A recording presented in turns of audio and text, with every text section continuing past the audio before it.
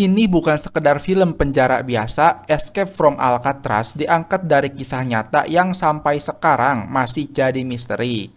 Dibintangi oleh Clint Eastwood, film ini berlatar di Alcatraz, penjara dengan penjagaan super ketat yang berdiri di tengah lautan dengan arus yang sangat ganas. Banyak narapidana yang dikirim ke sini, tapi hampir tidak ada yang bisa berhasil kabur. Sampai suatu hari ada seseorang yang mencoba melakukan hal yang dianggap mustahil, bukan dengan kekuatannya, tapi dengan kecerdikan dan rencana yang disusun secara jenius. Apa yang sebenarnya terjadi dan apakah rencana itu berhasil?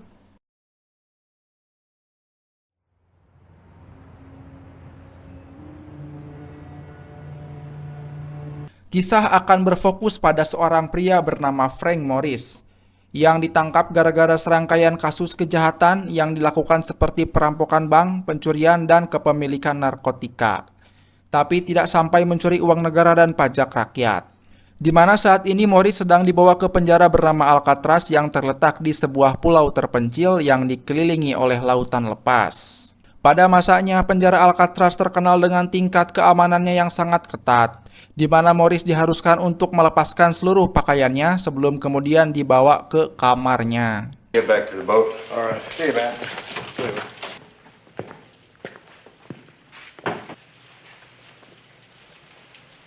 Keesokan paginya Morris dan seluruh narapidana pun diminta keluar dari kamar selnya untuk berbaris dan berjalan menuju ke ruang sarapan. Terlihat ada banyak sekali sipir yang memantau pergerakan setiap napi, sehingga ini menjadi bukti tentang betapa ketatnya sistem keamanan di penjara ini. Hari pertama di penjara, Morris duduk satu meja makan dengan Litmus, seorang napi senior yang sudah berusia paruh baya karena tidak disediakan alat makan yaitu garpu. Dengan alasan keamanan, Morris pun enggan untuk memakan pasta yang dihidangkan, sehingga Litmus meminta pasta tersebut untuk dirinya, yang ternyata ia tidak memakannya sendirian, melainkan punya hewan peliharaan rahasia, yaitu seekor tikus yang ikut sarapan di bawah meja. Tak hanya mendapatkan teman baru, Morris juga sepertinya mendapatkan musuh baru, yaitu seorang tahanan gendut bernama Wolf, yang dari kejauhan tampak menggodanya dengan tatapan birahinya. Namun Morris terlihat tetap tenang dan tidak menunjukkan rasa takut ataupun khawatir sedikit pun.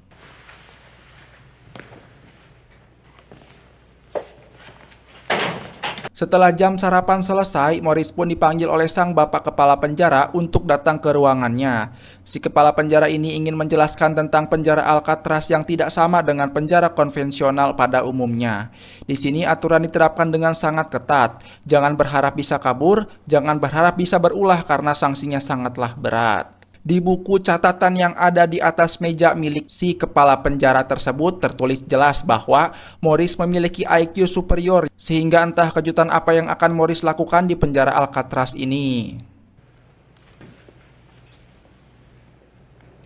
Singkat cerita, ketika sedang mandi, Morris akhirnya didatangi oleh si Wolf yang mulai melancarkan aksinya untuk menjadikan Morris sebagai pelepas hasratnya di penjara. Dikira Morris adalah tahanan baru yang cupu, tapi ternyata si Wolf malah kena tinju.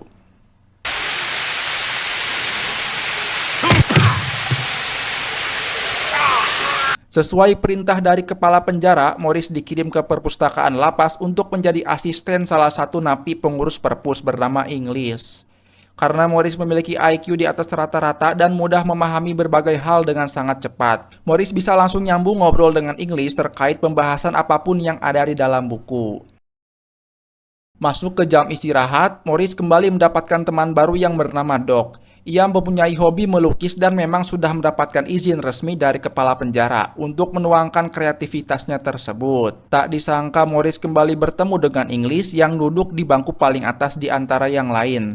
Ternyata si English ini adalah ketua kelompok dari napi berkulit Maghrib yang ada di penjara ini. Karena mereka berdua sudah saling berkenalan sebelumnya, Morris pun diizinkan untuk duduk di atas bersamanya. Sepanjang obrolan, English akhirnya menyadari satu hal bahwa Morris punya niatan untuk kabur dari penjara ini. Hal itu cukup menarik perhatian English yang sudah lama punya niatan yang sama, namun setelah bertahun-tahun terkurung di tempat ini, impian itu perlahan memudar disebabkan karena tak ada celah sedikit pun untuk siapapun bisa keluar dari tempat ini hidup-hidup. Selain bangunan penjara yang dibangun di atas pulau kecil, kondisi perairan laut di sini juga memiliki arus yang cukup kuat dan sangat-sangat berbahaya. Kalaupun bisa keluar dari sini, mereka harus berenang sejauh 2 km menuju ke daratan. Marilah kita berandai-andai jika Morris jago berenang dan mampu bertahan dari suhu dingin yang ekstrim, Morris masih harus memikirkan bagaimana caranya keluar dari penjara ini. Tak seperti penjara pada umumnya, satu petugas sipir di sini punya tugas untuk mengawasi setidaknya pergerakan 3 orang napi.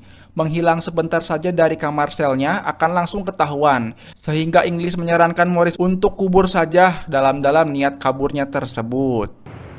We count the hours. The bulls count us. Malamnya, Morris didatangi oleh sipir memberitahunya bahwa kepala penjara memberikan tugas baru untuk Morris untuk bekerja di bengkel kayu. Tenang saja, Morris akan mendapatkan bayaran yang lumayan cukup untuk udut dan jajan cilok di warung teh Yuli. Keesokannya, Morris terlihat mengobrol dengan Litmus terkait asal-usul tikus peliharaannya yang datang dari mana. Litmus pun menjawab, tikus tersebut muncul dari dalam lubang udara yang ada di setiap kamar sel karena kebetulan blok kamar sel mereka berada di tepat di bawah ruang ventilasi. I guess anything you want bad enough is worth a chance. Hey, maybe there's a way out. That's not... Tak lama muncullah Wolf dengan wajah marah berniat untuk membalas dendam atas perlakuan yang sudah Morris lakukan tempo hari, di mana Morris dengan cepat melepaskan jaketnya untuk sebagai pertahanannya dan ya.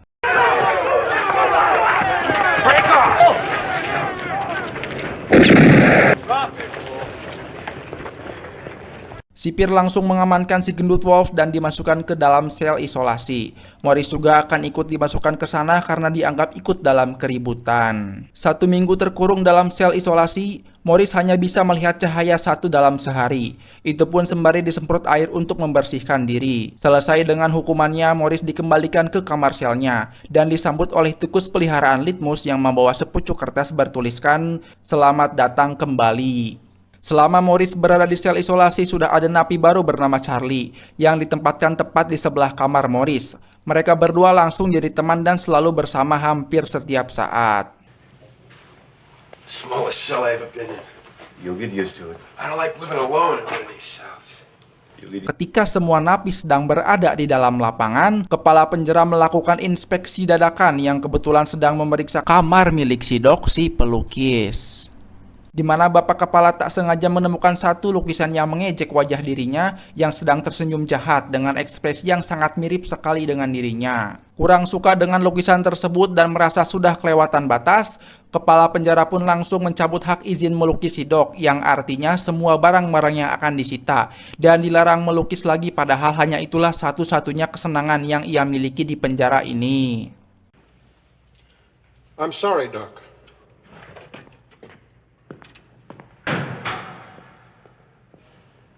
Alhasil Doc pun menjadi sosok pemurung yang tak lagi memiliki semangat untuk hidup. Puncaknya saat jam kerja di bengkel kayu, si Doc berpura-pura meminta sebilah kapak untuk membuat meja, tapi ternyata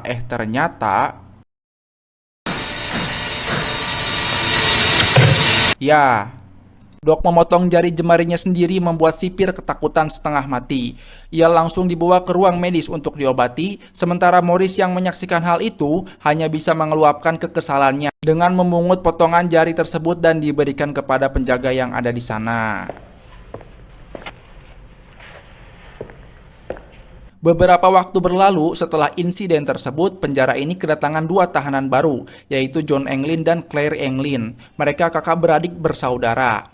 Sama seperti Morris, mereka berdua dipenjara gara-gara kasus perampokan dan pencurian. Keduanya sengaja dikirim ke Alcatraz karena sebelumnya pernah melakukan percobaan kabur. Dan seperti semua yang orang tahu, Alcatraz adalah satu-satunya penjara yang tidak pernah ada satu napi pun berhasil kabur dengan selamat. Tiba malam hari ketika Morris sedang duduk di kamar selnya, ia tak sengaja melihat seekor kecoa yang keluar dari lubang ventilasi. Kemudian Morris seketika teringat dengan informasi dari Litmus yang berada tepat di bawah ruang ventilasi. Sehingga ketika memasuki jam tidur, Morris menggunakan gunting kukunya untuk mencongkel sedikit demi sedikit tembok lubang ventilasi tersebut.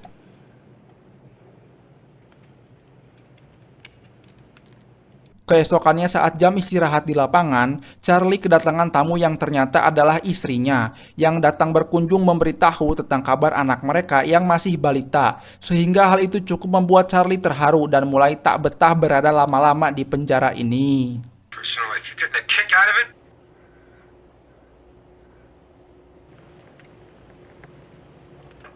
Memasuki jam makan, Moritz langsung menemui Charlie dan Anglin bersaudara tentang penemuannya, yaitu terkait bangunan penjara yang sudah berusia tua yang membuat dindingnya mengalami korosi yang mudah untuk dicongkel. Intinya, Moritz mengajak Charlie dan Anglin bersaudara untuk ikut dalam rencana pelarian dengan beberapa persiapan yang Moritz akan pikirkan matang-matang. Rencananya cukup simpel tapi sulit dipraktekkan. Mereka hanya perlu membesarkan lubang udara seukuran tubuh mereka melalui lubang tersebut dan naik ke ruang ventilasi. Kemudian keluar dari cerobong atap penjara dan melompati dinding menuju tepian pulau. Untuk mencongkel dinding, mereka hanya memerlukan gunting, kuku, sendok, ataupun benda apapun yang bersifat keras seperti logam. Karena perlu berhari-hari untuk melakukannya, Moritz akan membuat dinding palsu menggunakan karton yang dicat sama dengan warna temboknya, sehingga para sipir tidak ada yang akan curiga. Ketika nanti lubangnya selesai dan mereka siap untuk kabur, Moritz akan membuat sebuah boneka semacam kepala palsu untuk mengelabui para penjara.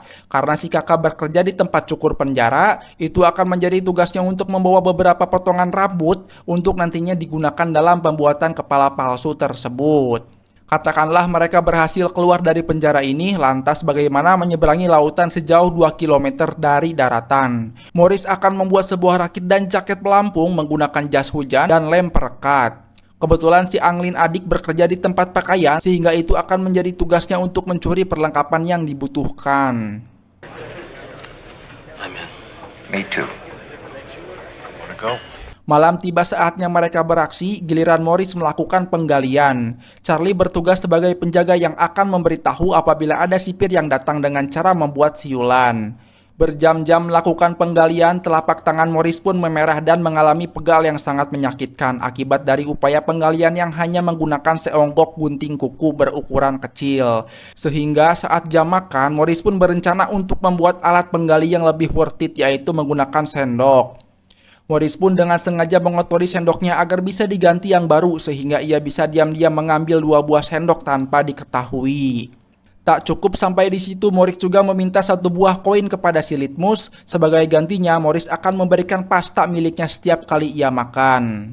Setelah koinnya berhasil didapatkan dengan cara estafet, Moritz langsung mengkerik koin tersebut untuk mendapatkan serbuk-serbuk kecil yang nantinya ia akan gunakan untuk melebur sendok dan gunting kuku. Api yang ia gunakan berasal dari beberapa batang korek api yang disatukan sesuai dengan suhu panas yang sudah diperhitungkan.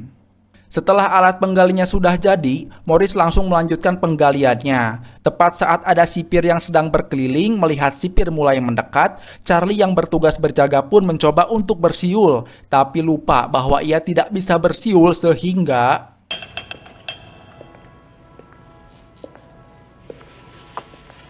setelah aman, Moritz kembali melanjutkan penggalian yang kali ini muncul masalah baru. Ketika besi saringan udara tersebut ternyata sulit dicabut karena tersambung dengan besi tembok. Sehingga keesokan harinya ketika ia bekerja di bengkel kayu, Moritz membuat semacam benda yang mirip kapak untuk memotong besi saringan udara. Sempat dicegat dengan sipir karena ketahuan membawa logam, Moritz merelakan benda tersebut karena kenyataannya ia sudah menyembunyikan benda lain di dalam alas sepatunya.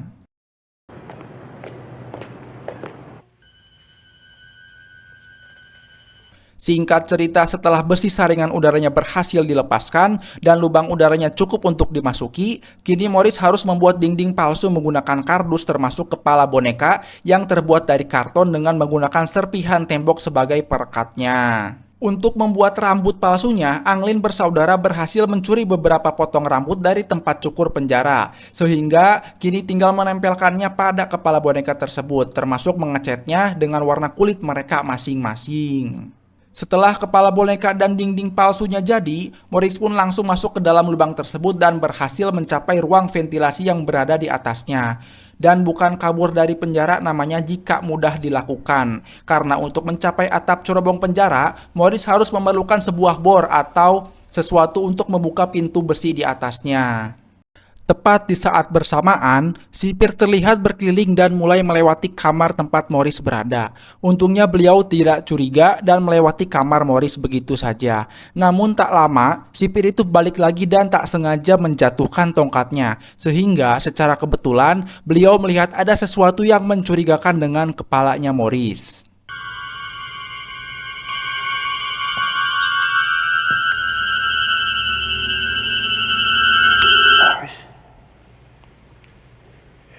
Ya, Morris ternyata sudah berhasil kembali ke kamarnya tanpa sepengetahuan kita, sehingga rencana ini masih tetap aman, meskipun belum ada titik terang. Keesokan malamnya, Morris kembali ke ruang ventilasi yang kali ini ditemani oleh si adik Anglin yang juga sudah berhasil keluar. Dengan fakta bahwa pintu bagian atas terkunci rapat, Morris mulai berpikir untuk membuat sebuah mesin bor dan membobolnya. Kebetulan di sana terdapat saklar listrik sehingga Morris hanya perlu sebuah motor penggerak, mata bor, dan senter yang entah dari mana benda-benda semacam itu bisa didapatkan. Untuk itu, Morris kembali meminta bantuan Litmus yang selalu bisa menyeludupkan barang-barang dari luar, yang kali ini ditukar dengan makanan penutupnya selama 1 minggu penuh. Tak hanya itu, Morris juga mencuri sebuah kipas angin kecil yang ada motor penggeraknya. Ia memasukkan kipas itu ke dalam koper alat musiknya dan nyaris ketahuan oleh sipir yang sedang berjaga di luar. Dengan kecerdasannya, Morris berhasil membuat mesin bor dengan cara memodifikasi mesin kipas angin dan mata bor. Hasil seludupan dari luar menggunakan kabel panjang yang ia curi dari bengkel kayu. Langsung melancarkan aksinya dan berhasil.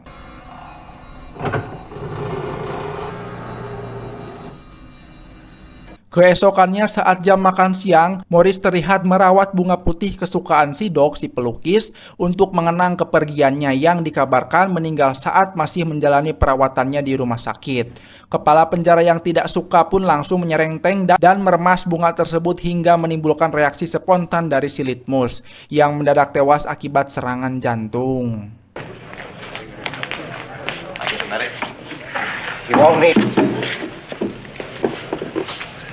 Tiba hari di mana semua persiapan sudah selesai, Morris pun mengucapkan selamat tinggal kepada si Inggris sekaligus membantah pernyataan yang di awal yang katanya mustahil bisa kabur dari penjara ini.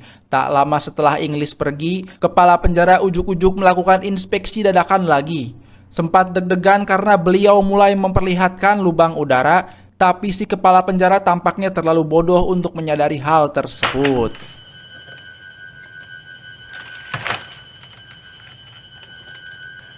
Couple of months. Memasuki jam istirahat di lapangan, Wolf terlihat sudah keluar dari sel isolasi dan masih memiliki rasa dendam kepada Morris yang dianggap menjadi penyebab dirinya dikurung. Wolf tampaknya belum kapok cari gara-gara dengan berniat untuk menikam si Morris dari belakang, tetapi Inggris keburu mencegahnya sebagai bentuk kepeduliannya terhadap Morris.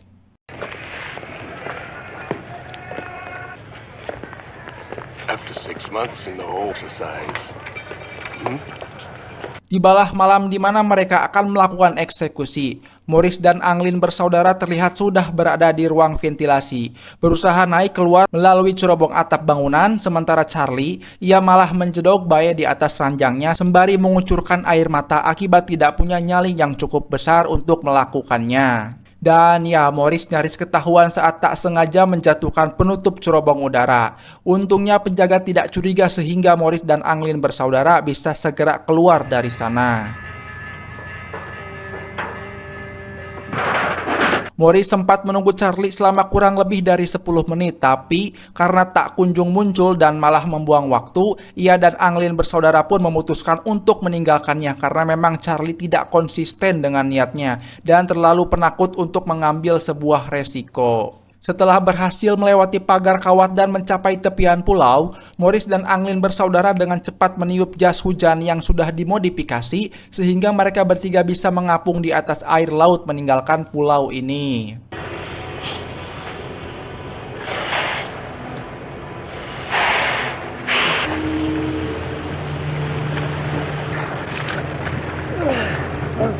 Keesokan paginya ketika semua napi sudah bangun, sipir dikejutkan oleh Morris yang masih terbaring di atas ranjangnya, yang ketika ia periksa ke dalamnya ternyata